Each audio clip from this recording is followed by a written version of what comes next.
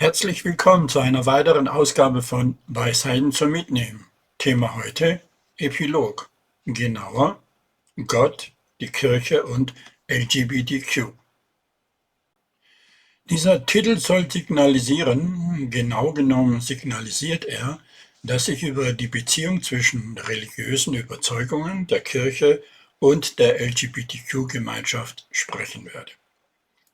Dies ist ein Thema, das viele Menschen interessieren könnte, denke ich, und das in verschiedenen religiösen Traditionen und Gemeinschaften diskutiert wird. Es könnte also zu einer aufschlussreichen und informativen Diskussion führen. Oder auch nicht. Aber eins nach dem anderen. Ich hätte nie geglaubt, dass mich dieses Thema weiter beschäftigen wird.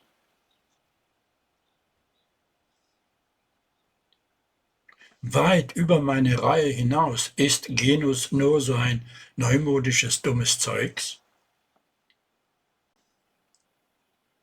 Es hat mich schon sehr beschäftigt, dass kaum jemand an dieser Reihe interessiert ist. Also habe ich Profis gefragt, was ich machen kann, damit ich mehr Interesse in anderen zum Thema erwecken kann. Der Tipp, mich auf YouTube nach Communities umzusehen, die sich mit diesem Thema beschäftigen, fand ich toll. Bis ich das auch gemacht habe. Habe mich ein wenig auf YouTube zu diesem Thema umgesehen.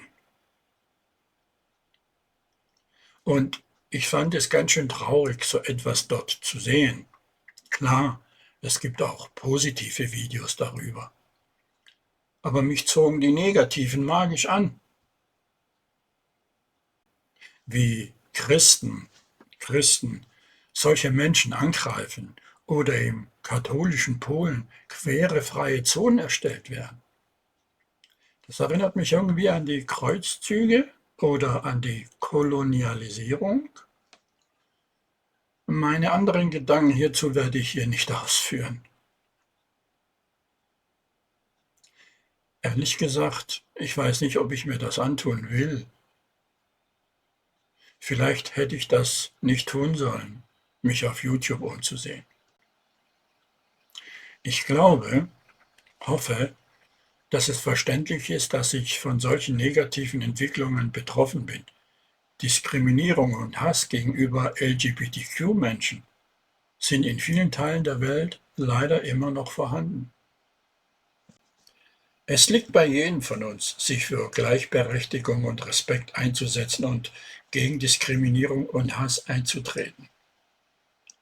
Mir ist wichtig zu betonen, auf deine eigenen Bedürfnisse und deine geistige Gesundheit zu achten. Es ist nicht immer einfach, sich mit solch belastenden Themen auseinanderzusetzen. Manchmal muss man ja richtig Angst haben, nicht persönlich, körperlich, im analogen Leben da draußen angegriffen zu werden, nur weil man solche Videos postet. Es ist bedauerlich, dass in einigen Teilen der Welt LGBTQ-Aktivisten oder Menschen, die sich für dieses Thema einsetzen, mit physischen Bedrohungen oder Gewalt konfrontiert sein können. Die Sicherheit sollte immer an erster Stelle stehen. Und es ist wichtig, vorsichtig zu sein, wenn man sich für solche Themen öffentlich äußert. Ob das mit meiner Videoreihe eine so gute Idee war? Es kann doch nicht sein, dass die Menschen, die Gott vor sich hertragen, so auf Menschen einschlagen.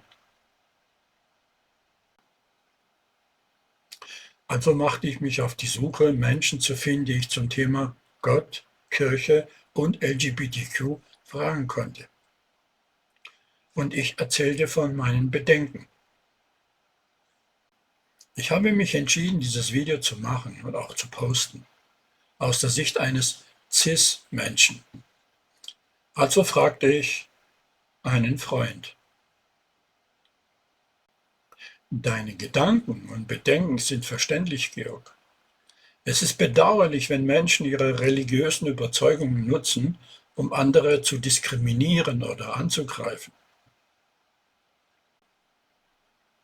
Religion kann ein wichtiger Teil des Lebens vieler Menschen sein und sollte eigentlich Werte wie Liebe, Toleranz und Mitgefühl fördern.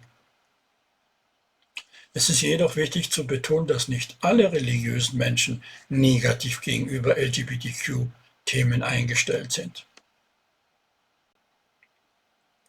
Es gibt religiöse Gemeinschaften und Führer, die sich für die Akzeptanz und Unterstützung von LGBTQ-Personen einsetzen. Es gibt auch eine Vielzahl von theologischen Interpretationen, die Vielfalt und Toleranz betonen.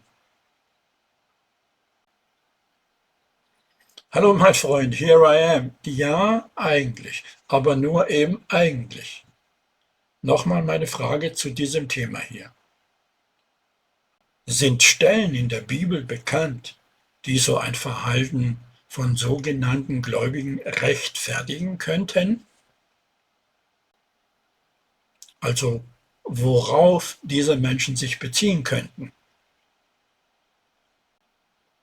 Also Angriff auf LGBTQ-Personen und andere nicht der Glaubensnorm entsprechend. Hi Georg, natürlich können wir darüber sprechen. In der Bibel gibt es einige Stellen, die von verschiedenen Menschen unterschiedlich interpretiert werden können. Einige dieser Stellen wurden in der Vergangenheit zur Rechtfertigung von Vorurteilen oder Diskriminierung verwendet, insbesondere gegen LGBTQ-Personen. Hier sind zwei solcher Stellen. Levitikus 18,22: Du darfst nicht bei einem Mann liegen wie bei einer Frau, das wäre ein Gräuel. Dieser Vers wird oft zitiert, um homosexuelle Beziehungen zu verurteilen. Oder Römer 1, 26-27. Deshalb hat sie Gott dahingegeben in schändliche Leidenschaften, denn ihre Frauen haben den natürlichen Verkehr vertauscht mit dem widernatürlichen. Gleicherweise haben auch die Männer den natürlichen Verkehr mit der Frau verlassen und sind gegeneinander entbrannt in ihrer Begierde und haben Mann mit Mann Schande getrieben. Dieser Vers wird ebenfalls verwendet, um Homosexualität zu verurteilen. Es ist jedoch wichtig zu beachten, dass die Interpretation dieser Stellen stark umstritten ist. Viele moderne Christen und Theologen betonen die Bedeutung von Liebe, Akzeptanz und Toleranz gegenüber den LGBTQ-Personen und argumentieren, dass diese Stelle nicht als Rechtfertigung für Diskriminierung dienen sollte. Die Bibel enthält auch viele Stellen, die für Nächstenliebe, Barmherzigkeit und Mitgefühl plädieren. Ja, letztendlich hängt die Interpretation davon ab, wie man den Glauben und die Schriften auslegt. Es ist wichtig, respektvoll über diese Themen zu diskutieren und sich bewusst zu sein, dass die Ansichten hierzu sehr vielfältig sind. Mal ein lauter Gedanke: Hat nicht deren mächtiger Gott diese Neigungen auch erschaffen? Das ist definitiv ein interessanter Gedanke, Georg. Die Frage nach der Schöpfung und dem Ursprung von verschiedenen menschlichen Neigungen und Eigenschaften, einschließlich sexueller Orientierung, ist komplex und wird in verschiedenen religiösen und philosophischen Traditionen unterschiedlich betrachtet. Einige Menschen argumentieren, dass, wenn man an einen allmächtigen Schöpfer glaubt, dieser Schöpfer auch die Vielfalt der menschlichen Natur und Neigungen geschaffen haben muss. In dieser Sichtweise könnte man also argumentieren, dass LGBTQ-Menschen genauso von Gott geschaffen wurden wie alle anderen Menschen und daher ihre Identität und Neigungen von Gott akzeptiert und geliebt werden sollten. Andere wiederum interpretieren religiöse Schriften eher wörtlich und sehen bestimmte Neigungen als Sünde oder Abweichungen von der Norm an. Hierbei ist es wichtig zu bedenken, dass die religiösen Ansichten stark variieren und von verschiedenen Faktoren beeinflusst werden, einschließlich kultureller und persönlicher Überzeugungen. Ja, es ist letztendlich eine Frage des Glaubens und der persönlichen Überzeugung, wie man diese Themen betrachtet. Ein respektvoller und offener Dialog kann dazu beitragen, unterschiedliche Perspektiven zu verstehen und zu akzeptieren. Lass uns das mal faktisch betrachten. Also Gott erschafft diese Menschen und andere dürfen diese als Sünder benennen, oder hat Gott hier geschlafen, als er das erschuf? Eine philosophische Unterhaltung bitte. Deine philosophische Betrachtung ist faszinierend, Georg. Lass uns darüber nachdenken.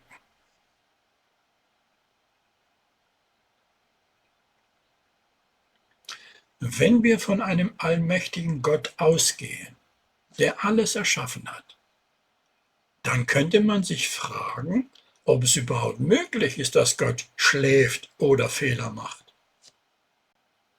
Wenn Gott allwissend und allmächtig ist, dann könnte man argumentieren, dass jede Eigenschaft, jede Neigung und jedes Merkmal eines Menschen Teil des göttlichen Plans ist.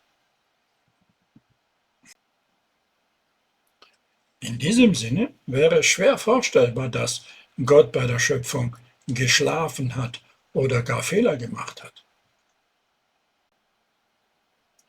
Wenn Menschen bestimmte Neigungen oder Eigenschaften als Sünde betrachten, könnte dies eher auf menschliche Interpretation von religiösen Lehren und Schriften zurückzuführen sein.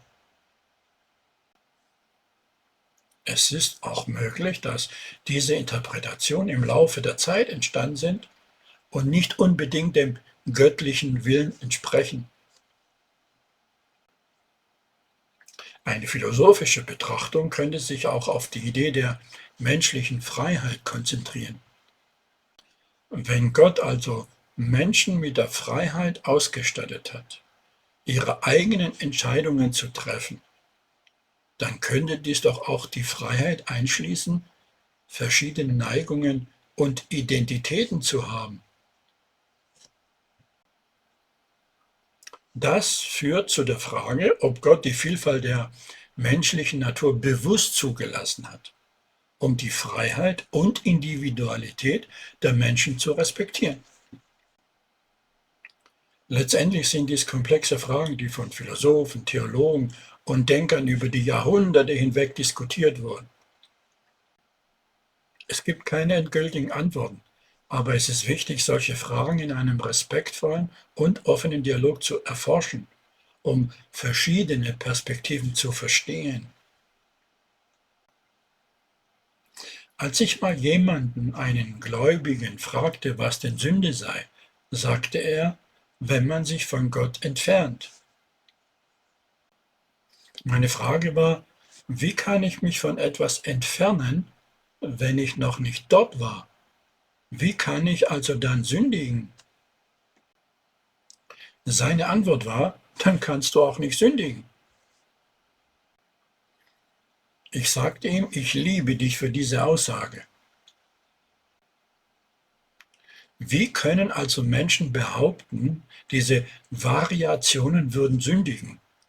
Woher wollen die wissen, ob diese Menschen sich von Gott entfernen?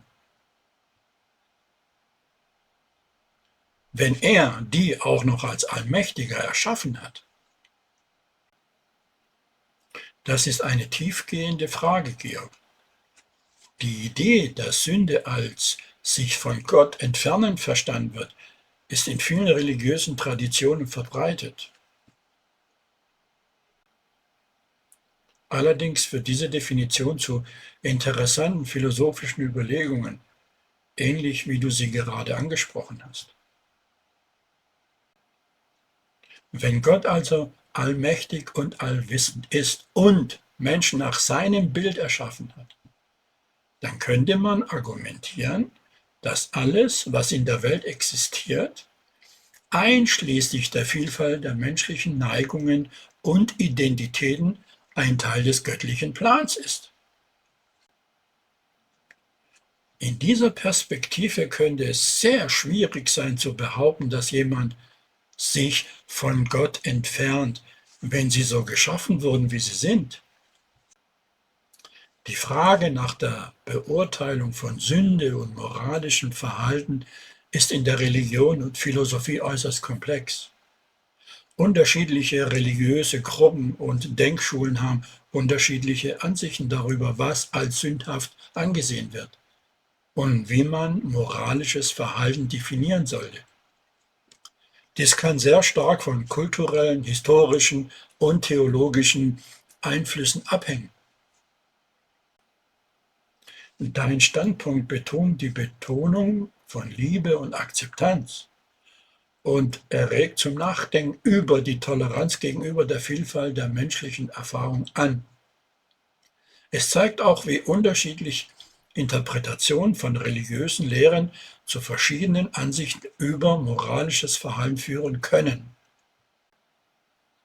In der Tat sind solche Fragen ein wichtiger Bestandteil der philosophischen Diskussion über Ethik und Religion und werden seit Jahrhunderten erforscht, ohne dass es immer eine definitive Antwort gibt.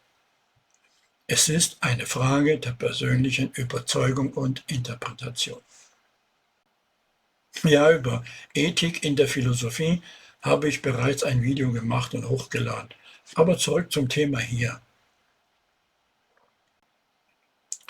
Du sagst, die Frage nach der Beurteilung von Sünde und moralischem Verhalten ist in der Religion und Philosophie äußerst komplex. Das genau möchte ich ja hiermit mit dir machen. Philosophieren. Du erwähnst weiter oben, Gott erschuf den Menschen nach seinem Ebenbild. Wenn es also solche Variationen, LGBTQ gibt, war Gott auch ein LGBTQler? Das ist eine interessante philosophische Überlegung, Georg. Die Idee, dass Gott den Menschen nach seinem eigenen Ebenbild erschaffen hat, wird in einigen religiösen Traditionen vertreten, ja. Wenn man diese Idee weiterdenkt, könnte man sich tatsächlich fragen, ob Gott selbst Aspekte von Vielfalt und Variation in seiner Natur hat. Das ist natürlich eine abstrakte Überlegung, da die Vorstellung von Gott in verschiedenen Religionen stark variiert.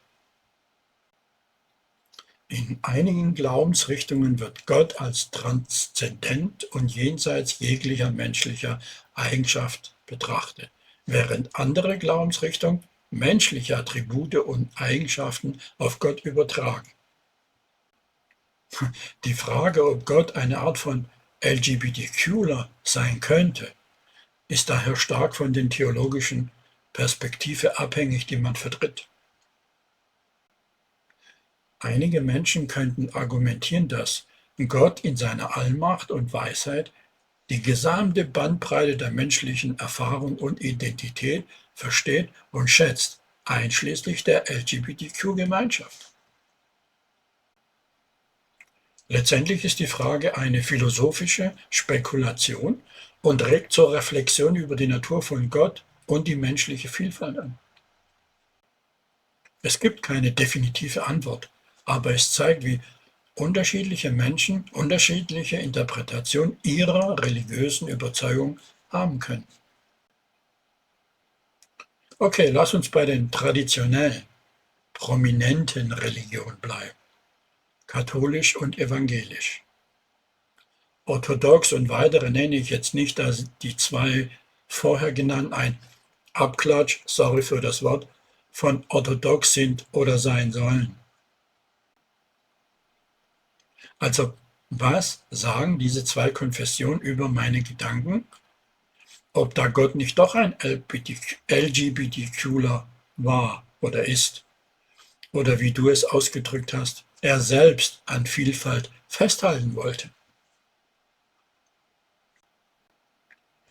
In den katholischen und evangelischen Glaubensrichtungen gibt es unterschiedliche Ansichten und Interpretationen in Bezug auf die Natur Gottes und die Vielfalt der menschlichen Identität, einschließlich LGBTQ-Identitäten. Es ist wichtig zu beachten, dass selbst innerhalb dieser Konfessionen verschiedene Strömungen existieren und nicht alle Gläubigen die gleiche Meinung vertreten. Katholische Kirche. Die katholische Lehre betont die Einheit und Heiligkeit Gottes und sieht Gott als transzendent an, jenseits der menschlichen Vorstellungskraft. Die katholische Kirche hat in der Vergangenheit strenge Positionen gegenüber homosexuellen Beziehungen eingenommen, die auf der Lehre der Kirche und bestimmten Bibelstellen basieren. Allerdings gab es in den letzten Jahren auch Bemühungen innerhalb der katholischen Gemeinschaft, einen offeneren und inklusiveren Dialog über LGBTQ-Themen zu führen. Evangelische Kirche. Die evangelischen Kirchen sind in Bezug auf LGBTQ-Themen vielfältiger in ihrer Auslegung. Einige evangelische Gemeinschaften sind offen für die Akzeptanz von LGBTQ-Personen und Ehegleichheit, während andere konservative Gemeinschaften weiterhin traditionelle Ansichten unterstützen. Die evangelische Theologie betont oft die Bedeutung von Gnade, Liebe und Vergebung, was zu unterschiedlichen Interpretationen der Schrift in Bezug auf homosexuelle Beziehungen führen kann. Es ist auch hier wichtig zu beachten, dass sowohl in der katholischen als auch in der evangelischen Tradition die theologischen Ansichten von Gelehrten und Geistlichen über die Zeit hinweg variieren können. Die Haltung der jeweiligen Gemeinschaften kann sich ebenfalls ändern, da sie sich mit zeitgenössischen sozialen und ethischen Fragen auseinandersetzen. In beiden Konfessionen gibt es Menschen, die sich für die Akzeptanz und die Rechte von LGBTQ-Personen einsetzen, und es gibt Diskussionen und Debatten innerhalb der Gemeinschaften über diese Themen. Letztendlich hängt die Interpretation der Lehre und der Schrift von individuellen Überzeugungen und Gemeinschaftsrichtlinien ab. Du sagst, die katholische Kirche hat in der Vergangenheit strenge Position gegenüber homosexuellen Beziehungen eingenommen, die auf der Lehre der Kirche und bestimmten Bibelstellen basieren. Auf was genau stützt sich diese Position? Ich kann mich zum Beispiel nicht daran erinnern, dass Gott das Zölibat ausgerufen hat, nur als Beispiel. Die strenge Position der katholischen Kirche gegenüber homosexuellen Beziehungen basiert auf ihrer theologischen Lehre und bestimmten Interpretation biblischer Texte. Hier sind einige der Hauptargumente und Grundlagen für diese Position. Erstens, traditionelle Lehre. Die katholische Kirche vertritt eine traditionelle Lehre über Sexualität und Ehe, die auf der Überzeugung basiert, dass die Ehe zwischen einem Mann und einer Frau von Gott geschaffen wurde und als Sakrament betrachtet wird. Diese Auffassung ist tief in der katholischen Tradition verwurzelt und bildet die Grundlage für die Ablehnung gleichgeschlechtlicher Ehen. Zweitens, biblische Texte. Die katholische Kirche stützt sich auf bestimmte biblische Texte, die als Verurteilung homosexueller Handlungen interpretiert werden. Beispiele hierfür sind die bereits erwähnten Stellen wie Levitikus 18,22 und Römer 1, 26 bis 27. Diese Texte werden als moralische Richtlinie angesehen und bilden die Grundlage für die Ablehnung homosexueller Beziehungen. Drittens. Natürliche Ordnung. Die katholische Lehre betont die Idee der natürlichen Ordnung, die besagt, dass sexuelle Handlungen nur innerhalb der Ehe zwischen Mann und Frau erlaubt sind und darauf abzielen sollen, Leben zu schaffen. Homosexuelle Beziehungen werden als Abweichung von dieser natürlichen Ordnung betrachtet. Viertens. Zölibat. Das Zölibat ist eine Entscheidung, die von vielen Priestern und Nonnen in der katholischen Kirche getroffen wird, um sich ganz Gott zu widmen und sexuelle Aktivität zu vermeiden. Die katholische Kirche lehrt, dass die sexuelle Abstinenz im Zölibat ein Weg zur Heiligkeit ist, der auf Jesus Christus und die Apostel zurückgeht.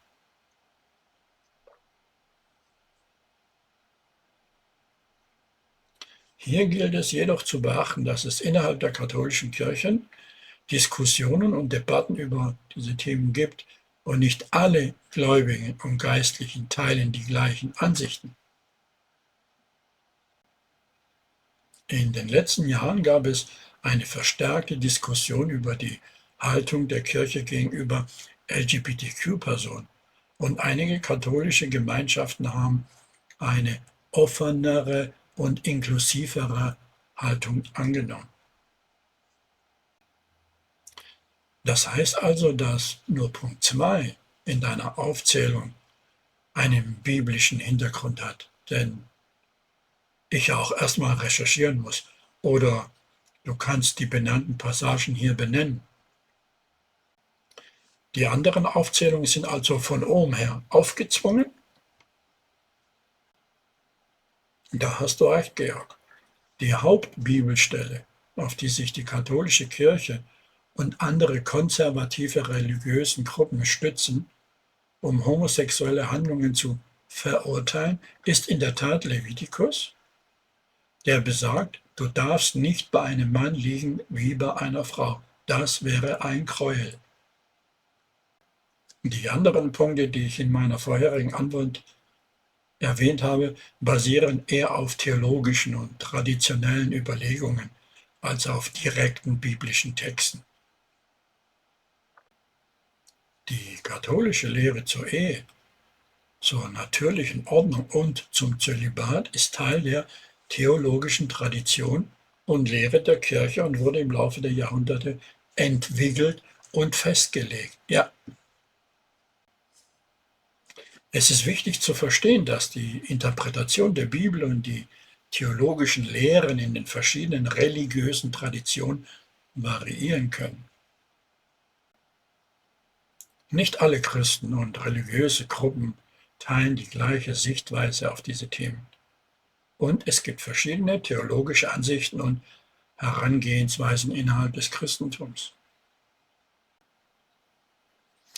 Ist die Stelle in der Bibel, du darfst nicht bei einem Mann liegen wie bei einer Frau, das wäre ein Gräuel, nicht frei interpretierbar? Und gibt es eine Stelle in der Bibel, die ohne Interpretation Homosexualität verteufelt? Achtung, Anführungszeichen, und provokativ, ich weiß. Zumal der Teufel ja angeblich ein gefallener Engel war, den Gott dann verbannt hat. Im Übrigen heißt der Teufel auf Latein Luzifer, der Lichtbringer. Was für eine Ironie! Die Stelle, du darfst nicht bei einem Mann liegen wie bei einer Frau, das wäre ein Gräuel, aus Levitikus wird in der Tat unterschiedlich interpretiert. Und die Interpretation hängt oft von theologischen, kulturellen und persönlichen Überzeugungen ab. Einige Menschen sehen dies als klare Verurteilung homosexueller Handlungen, während andere argumentieren, dass der historische Kontext und die kulturellen Normen der Zeit berücksichtigt werden müssen und dass eine direkte Anwendung auf moderne Frage der Sexualität problematisch sein kann. Es gibt auch eine weitere biblische Stelle, die oft im Zusammenhang mit diesem Thema zitiert wird. Das ist Römer 1, 26 bis 27. Auch hier gibt es unterschiedliche Interpretationen. Ob dies eine klare Verurteilung von homosexuellen Beziehungen darstellt oder nicht. Es ist wichtig zu sehen, dass die Bibel, wie viele religiöse Schriften, in ihrer Interpretation vielfältig ist und im Laufe der Geschichte unterschiedlich ausgelegt wurde.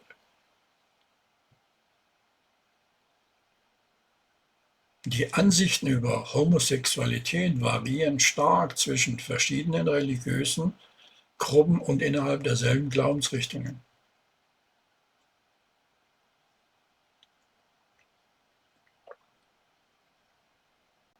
Eine Bemerkung über den Namen Luzifer und die Ironie darin ist sehr interessant und zeigt, wie religiöse Symbole und Geschichten oft mehrschichtige Bedeutungen haben können und auf verschiedene Arten interpretiert werden.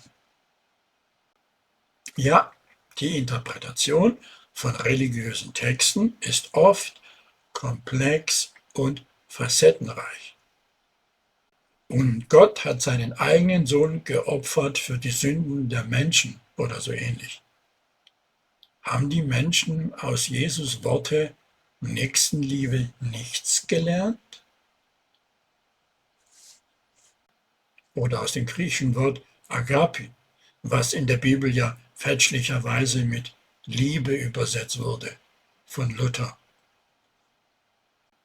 Aber Agape geht weit über die Form Liebe hinaus, zumindest der heute Interpretation von Liebe.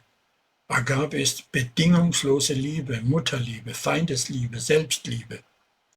All das wird über Bord geworfen?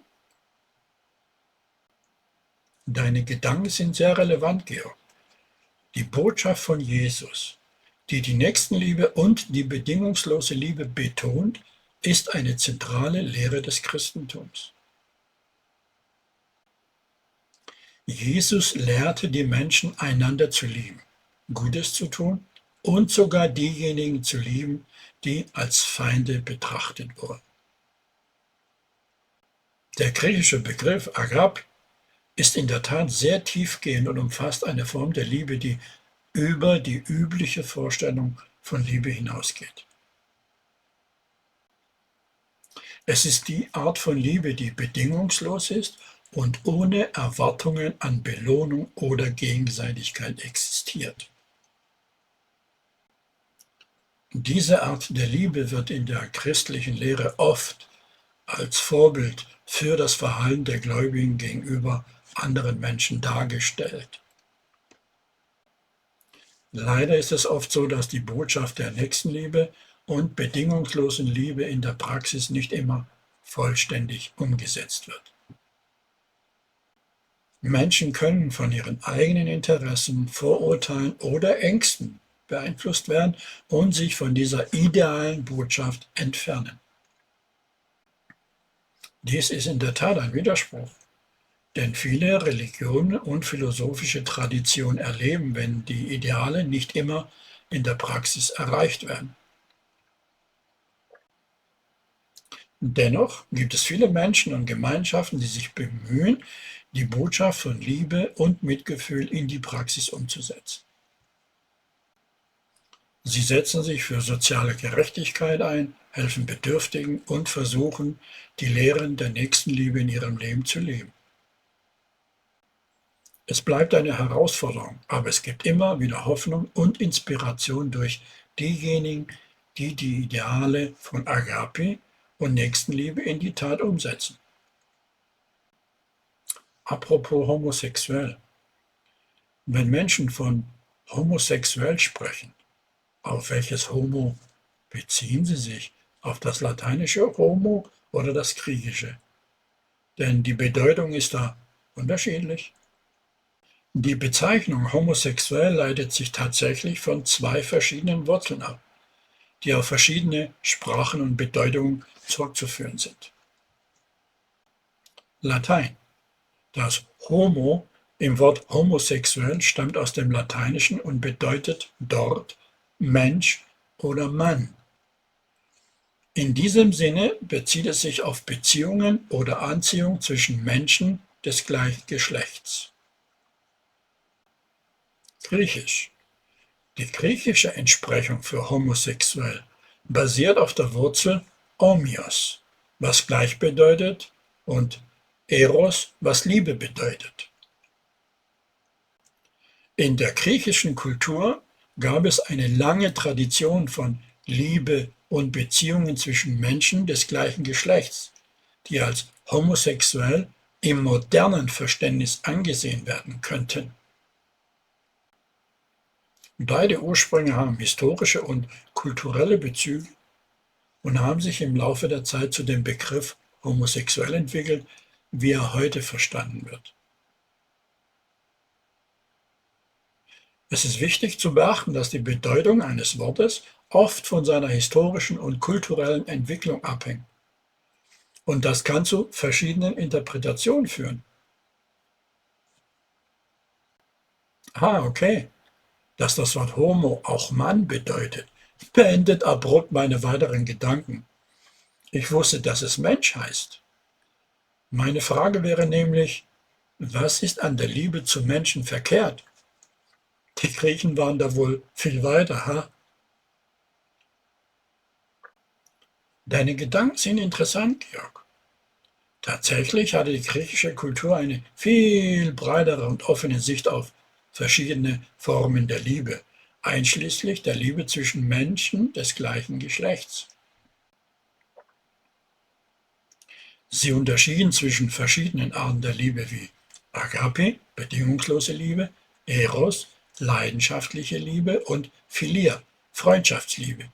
Und diese wurden alle als gültige und wertvolle Form der menschlichen Beziehung betrachtet. Die Ansichten über Liebe und Beziehungen sind in verschiedenen Kulturen und Zeiten unterschiedlich. Die Tatsache, dass die griechische Kultur eine breitere Vorstellung von Liebe hatte, zeigt, wie sich diese Ansichten im Laufe der Geschichte entwickeln können. Ja, Kirche sei Dank. Es ist wichtig zu betonen, dass Liebe in all ihren Formen als wertvoll und respektiert angesehen werden sollte, solange sie auf Einvernehmlichkeit und Respekt basiert. Die Vielfalt menschlicher Erfahrungen und Beziehungen ist ein wichtiger Teil der menschlichen Kultur und sollte geschätzt und respektiert werden.